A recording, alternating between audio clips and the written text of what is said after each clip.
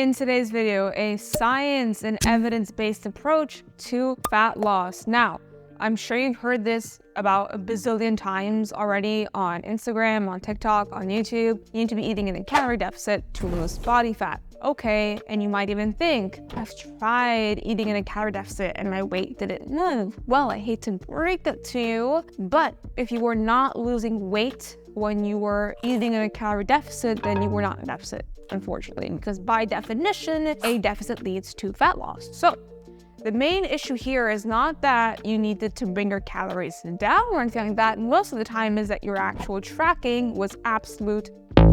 I have a story to tell you. One of our clients, Vicky, who actually lost 100 pounds working with us, I'll put her transformation on the screen right here. When she first came to us, she was saying to me, Ali, I'm eating 1,500 calories, like I'm not losing any weight.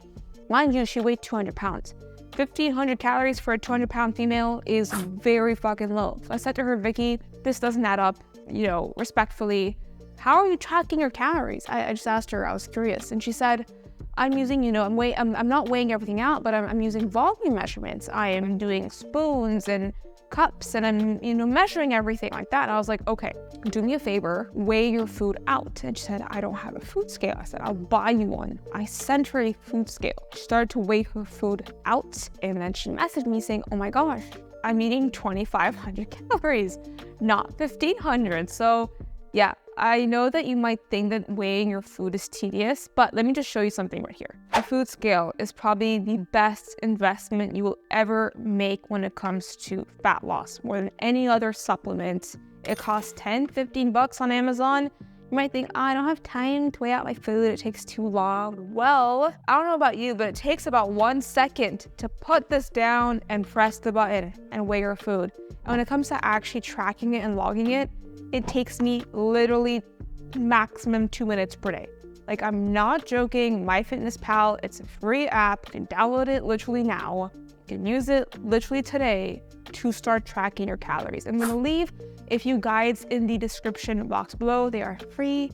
One is my fat loss guide, and one is my MyFitnessPal, how to use MyFitnessPal guide, so you can get started with that. And now on to okay, how many calories should I actually be eating then? Like, given that I'm actually tracking them accurately, how many should I be eating? Is it 1,500, 1,200? There's all these different numbers online. And the answer is, it depends. I know that sucks to hear as an answer, but it really does depend on so many factors, like your weight, your body composition, your bone density, your genetics, your activity levels, your age, the weather outside, like so many different things. So here's a rule of thumb, is that if you see any calorie calculators online, they just work off of averages. And you're not an average, you're your own person. But I don't think it's a bad idea to start with an average and then work from there. So you can use an online calorie calculator. Best one that I found is caloriecalculator.net, or if you want something very simple, take your weight in pounds, multiply it by 12, and that can be your calorie target to start. Again, this might have to go up and might have to go down, but let's just start with that number. Let's just say for the sake of this video, you've done the multiplication method and it says you need to be eating 1,600 calories per day. Let's do it. Start tracking 1,600 on MyFitnessPal. I want you to avoid, just for the first couple of weeks of this experiment, avoid eating out, just to make this as accurate as possible. So let's say you're tracking your food. For the first 2 weeks, your weight's coming down. You've lost a pound per week. Everything's going well. Then week 3, you kind of plateau. What do? You bring them down again. By how much? Depending on how much you're able to. 1,500, 1,400, don't slash them too low too fast, but bring them down slightly. Or if you're hungry and you like your food, you can do some more steps, you can do some more cardio, right? That's something that you can do as well. So with fat loss, you've got multiple tools in your toolbox. You've got obviously the nutrition side of things, how many calories you're eating per day, but then you also have how many calories you're burning per day. And the thing is, both of these components, calories in, calories out, sort of impact each other. So sometimes the more food you eat, the more energy you have, the more calories you burn.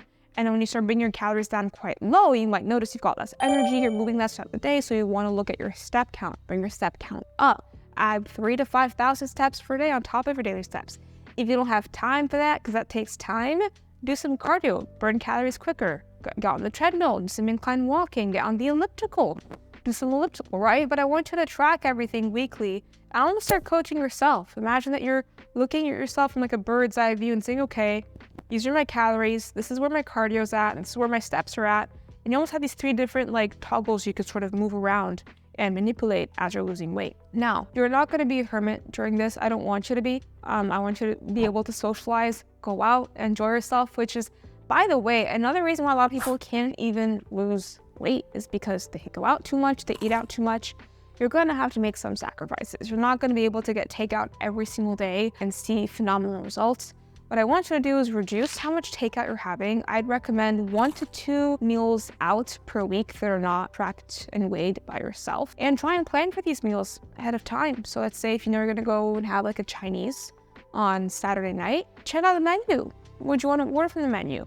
Guesstimate calories from it, do the math, maybe bank some calories ahead of time during the week, okay? So you can have some more leeway at the weekend.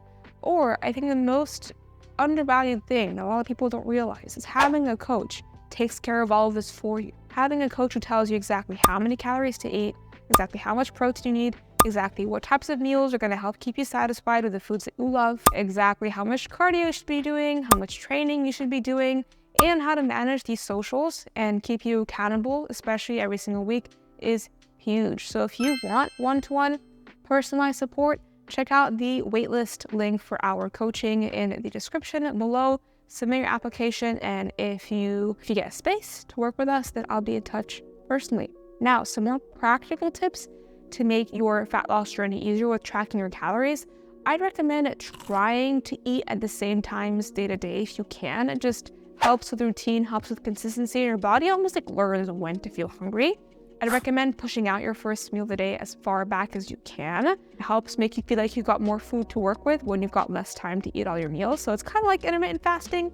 Make sure you're having 30 to 50 grams of protein per meal. Super important because protein, it keeps you full, helps build muscle, helps you with recovery. Protein's awesome. Make sure you have most of your carbs like pre and post training, like your weight sessions, because carbs are great for energy. Help you also replenish your glycogen after you finish training.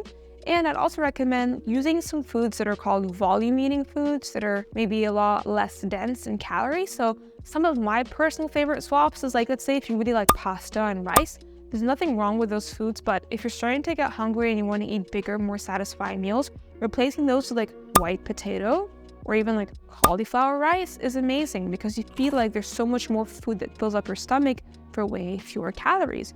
Or you can swap out your fattier protein sources like salmon and beef. Nothing wrong with those things, again, but you can swap them out for lean protein sources like chicken breast, turkey breast, whitefish, prawns, shrimp, that kind of thing as well. And try and like double up on veg. Have as much green veg as you can, as much like fruit as you can, because those things are, again, very low calorie dense, very filling as well, okay? Now, obviously, the rate at which you're gonna lose weight depends on how strict and how extreme you wanna go. I wouldn't recommend consistently losing over 1% of your weight per week anyway, because that's just not fun. So if you're losing about 1% per week, even 0.5% per week, yeah, it's a bit slow, but at least it's sustainable. At least you're not killing yourself. That's what I'd recommend. So that's a very, very simplified version of the evidence-based approach to fat loss. Yes, it's calories in versus calories out, but there's so much more at play there where you have to adjust things weekly to keep on progressing. The calories you start with on day 1 are going to be much higher than the calories you end with.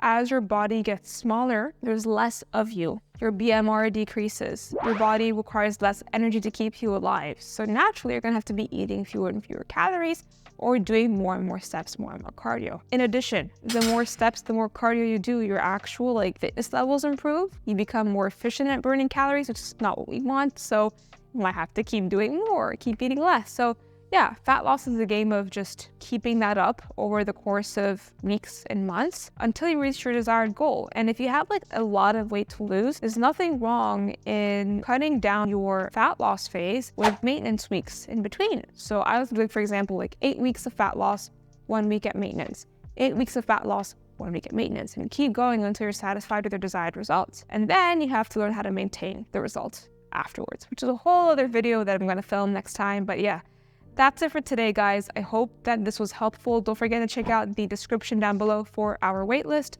for my free guides, for that calorie calculator, and for some other videos you can check out. Leave a comment down below with what you want to see next. Like, subscribe, all that good stuff. Follow me on Instagram, and I'll see you guys in the next one. Bye!